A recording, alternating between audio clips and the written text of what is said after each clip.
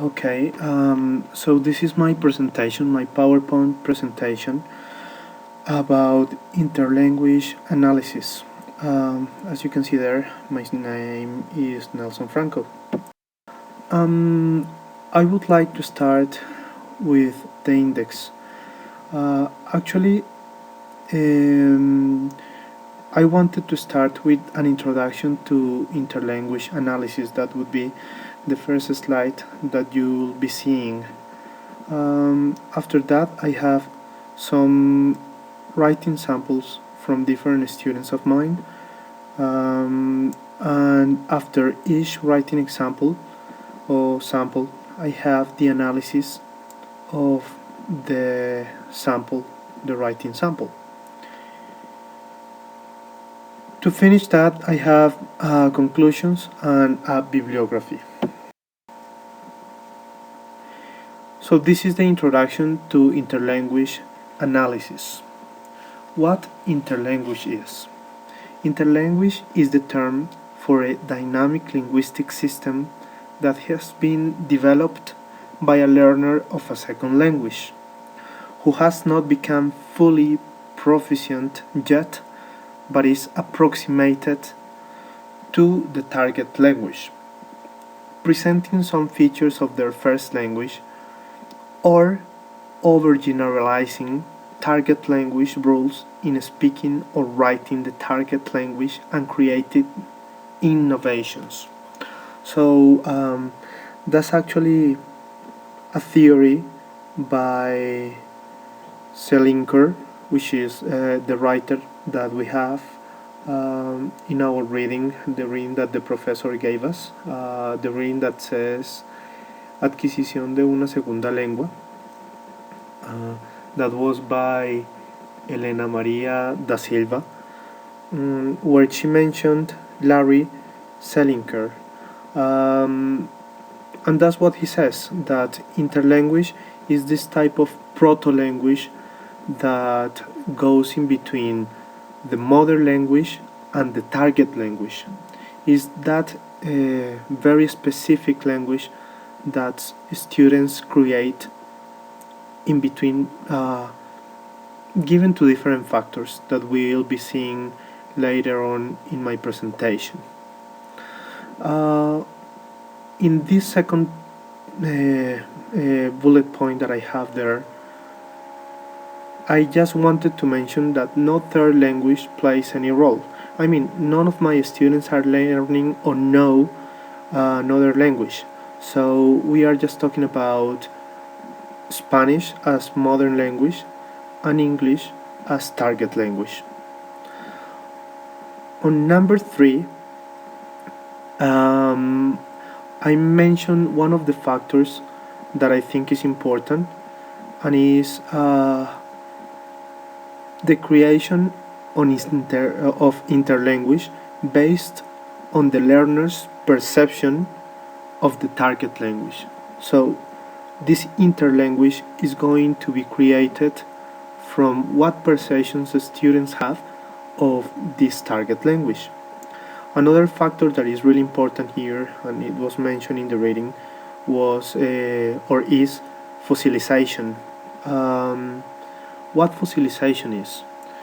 Fossilization is actually a process where students take a mistake or bring structures from their language into this interlanguage, thinking that they are correct even though they are wrong.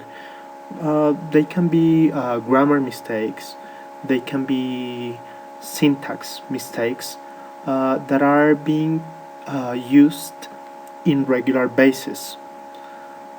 So that always happens when someone is learning a language. They have mistakes that are constantly repeated, and that sometimes people try to change, but unsuccessfully they can't change them. Actually, I mentioned in number 5 some how interlanguage can happen due to several factors.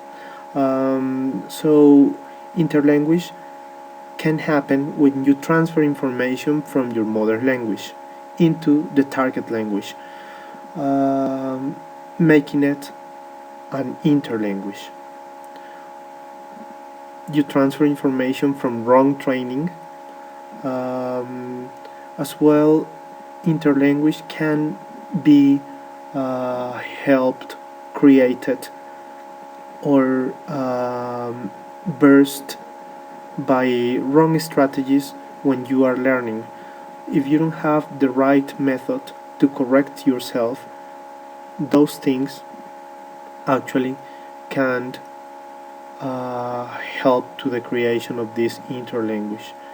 Obviously, the wrong strategies of teaching and strategies of communication. There are certain psychological structures latent in our brains. In the reading was mentioned that apparently kids can have these structures latent before puberty. That is the best age to learn how to pronunciate or how to speak a language, a foreign language. From my personal point of view, I believe that it doesn't really matter how old you are to learn a language. It actually it is based on the method and how you can make and create that link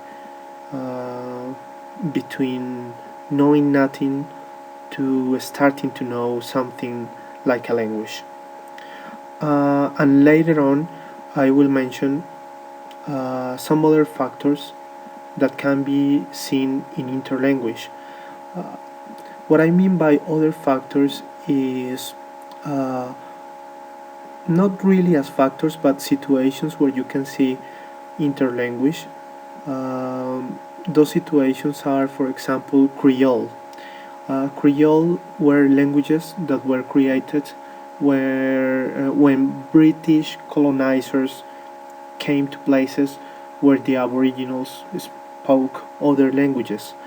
So the mixture and the encounter between these two languages created something in somehow an interlanguage that actually fossilized and became Creole or Pidgin English, like some authors like to call it. Okay, so let's move on. What I have here is the photograph of one of my students writing samples. I just wanted to have them here in order for you to have a look through it. In the next slide, you will see that I have tried to find some of the not really mistakes, but some of the interlanguage that the student is using. So I didn't focus on grammar mistakes. So you will see grammar mistakes that are not even mentioned or corrected because that was not the point of the slide. That's the same writing sample, and as you can go through the writing, you can find different types or different interlanguage usage that happen in the writing. The first one, the one that I highlighted there, was the omission or lack of infinitive with to. As you can see, the student actually is taking that from, or I believe he's taking it from his mother language, which says he says because it's difficult get a good job. It should be job, but well, you know, there are writing mistakes that I'm not going to be stopping at. But certainly he's missing the to, or the infinitive with to. After that, you can find preposition. Well, there is a rule that after a preposition, it must go adjourned with ing.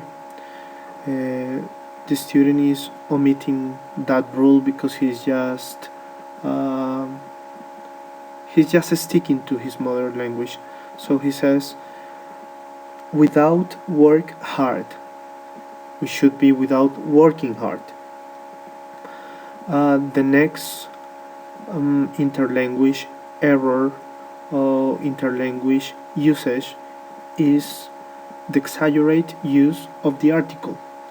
As you may know, there is a difference between Spanish and English.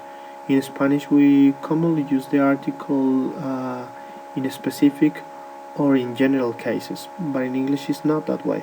If we are being specific, we can use the article, otherwise we may omit it. Then you have wrong usage of word. So he says, it takes you many time, when he should be saying it takes you much time. But once again, he was not really thinking in English. He was bringing that from Spanish too. After that, I have transparent syntax. It says, study a lot can be a problem. It is. Estudiar mucho puede ser un problema. But that's actually not really how you say it in English. So that is syntax taken from Spanish. Then you have for long time. The complete sentence says, I know a man who has been studying, is a mistake, for a long time. So he's not using the correct expression in English. This is my second student. You have her writing sample there if you want to read it carefully. But let's move on to the next slide. The first mistake that we find there is the lack of the infinitive with to. As you can see, among these students is a common mistake. So they are just thinking in the way Spanish go. Infinitive don't have any, let's say preposition, even though it's not a preposition, but in Spanish we don't use it. So they are omitting the usage of the infinitive with to. You have the second sentence that is highlighted there. It says, is starting to be quickly a requirement. Logically, in Spanish would be, está empezando a ser rápidamente un requerimiento. But you have that the adverb quickly should go after the verb. So that's clearly a sentence taken from Spanish, put into English, creating this interlanguage right in the middle of the two languages. Then you have charges, which to me is direct translation because of similarities of the word. You have charges that would be, the student thought that it was cargos, ignoring that the correct word would be positions. Let's move on to the next one. It says, years ago it was uncommon see. Once again, lack of the infinitive with to, taken from mother language. Then you have exaggerated usage of the article the. So it says that the students. So once again, if you are not being, if you are talking in general, you shouldn't be using the article. The next is the same thing. Next example, it says, and the people. It should be, and people make the effort So usage of article. The next mistake, it says, on the other hand, find more exclusion of the infinitive with to. And finally, well, not before finishing, we have a word which doesn't exist, that is universitarial. And finally, we have direct translation from modern language, stability in the work, using the correct, the student is using the wrong preposition. It's not in the work, but more stability at work.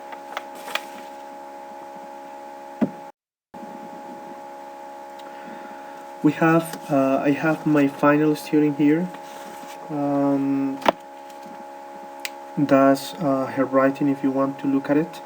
But let's move on to the next slide, which is the one that we really care about. Okay, so we have the first mistake that you see there is usage of the wrong tense and wrong word. She's speaking well, to the topic that she's actually referring to. She should be using a present tense, but then she says asked themselves. Well, asked, wrong tense, themselves, that's a grammar mistake. It is not the correct writing of the word. Then you have a sentence that says the answers are several. To me, that is exaggerated usage of the article. Then you have expression taken from mother language. It's possible that, es posible que. So I believe that's a straight taken from Spanish into English. Well, not into English, but well, yes, into English, creating an interlanguage here. Then after that you have wrong syntax, because you know that with occupations you should use the article a, but it's not used. So father is lawyer, wrong syntax. Then omission, no, that was the omission of the article, sorry. After that you have that happened, the opposite. The complete sentence says, however, there is possibility that happen the opposite. Hay posibilidad que suceda lo opuesto. That's not the way we should say it in English, so that's syntax taken from Spanish. And in the end, she says could be especialistor. So it's a word that doesn't exist. It's a word that she's making up, that is adding up to her own private interlanguage. Okay, now we have some conclusions that I think are very related to the topic. The first one is that there is always a risk of taking structures from your mother language. I mean, you could try not to do it, but that's something that you can't stop doing, something that can be inevitable, something that is unavoidable. The second one says it's important to organize a method in which the learner can correct errors instead of fossilizing them. So, well, I believe it's pretty cool if you could actually set up a method in which you could correct yourself in order to stop these fossilized mistakes from happening. After that says the teacher must be aware of techniques and strategies that prevent students from getting wrong information. That is, that is got to do with well-trained teachers. As long as we have well-trained teachers, I think we wouldn't have any problem about having wrong prepared people. it's important to be aware. The last one, sorry. The last one is it's important to be aware of which state of our brains are in order to learn properly and accurately a second language. I know it sounds a little bit idealistic, but I think you can set your brain in a learning mode, in a way of saying.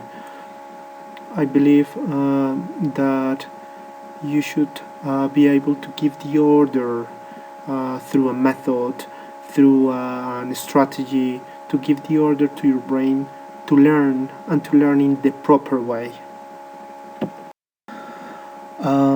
Well, that's pretty much all I had to say about topic.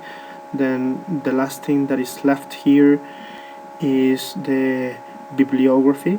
The first book that I was based on when doing this presentation was the book that was suggested by the professor of the subject, and it was Temas sobre la adquisición de una segunda lengua, written by Helena da Silva. As well, I found some information, some useful information about Interlanguage in that website. You can actually go visit it. There are a couple of tips there that could help us with this, with the learning of this topic. And finally, all the writing samples that I had there were taken from a company called Servioptica, and actually they are my English students. So thanks very much for your attention. I hope that I didn't misinterpret the information, and I hope the mistakes were not that noticeable, but if they weren't, this is not my mother tongue. I've been working on it for a while, but I still have some interlanguage. Thanks very much.